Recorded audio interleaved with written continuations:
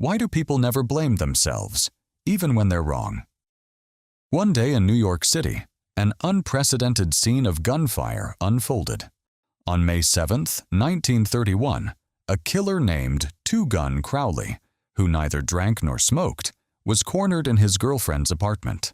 150 police officers surrounded the place, chopping holes in the roof, hurling tear gas, and mounting machine guns on nearby buildings.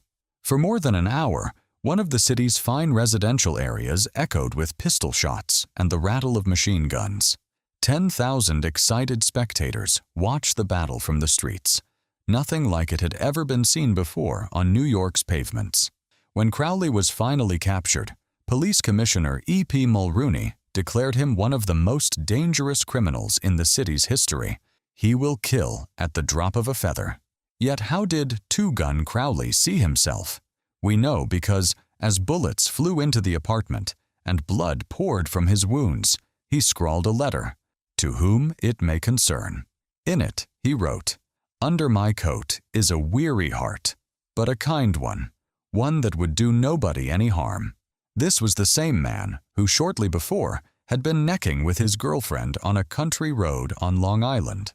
When a policeman approached the car and asked for his license, Crowley silently drew his gun, shot the officer dead with a hail of bullets, then leapt out, seized the dying man's revolver, and fired another shot into his body. B.F. Skinner's experiments showed that when animals are rewarded, they learn faster and remember better, far more than with punishment. The same is true for humans. Criticism doesn't create lasting change. Instead, it breeds resentment. Hans Selye said, "We crave praise as much as we fear criticism. This resentment discourages employees, family members, or friends, and the problem never really gets solved." George B. Johnston, a safety officer at an engineering company, used to scold workers harshly if they didn't wear their hard hats. They would obey silently, but as soon as he left, they took the hats off. Later, he changed his approach. He asked if the hats were uncomfortable and kindly explained that they were for protection. The result?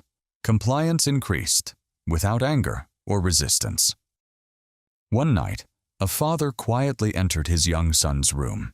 The boy was asleep, his little hand tucked under his cheek, golden curls damp on his forehead. A sudden wave of regret washed over the father. All day, he had been harsh, scolding him for not washing his face, criticizing him for dirty shoes, shouting when he dropped things on the floor, correcting him for spilling food at breakfast, putting his elbows on the table, spreading too much butter. When the boy waved goodbye, he frowned and said, "Stand up straight." In the afternoon, he embarrassed him in front of friends for torn socks. Later, when the boy came timidly into the library, he snapped at him impatiently. The boy ran up, hugged him tightly, kissed him, and left. At that moment, the newspaper slipped from the father's hands. He realized he had given his son criticism instead of appreciation, yet the child's heart was so big, so full of love. The father knelt beside the bed, his head bowed in shame. He made a promise to be a real father from the next day. He would play, share his pain, and laugh with his son. He would hold back his impatience and remind himself, he's just a little boy,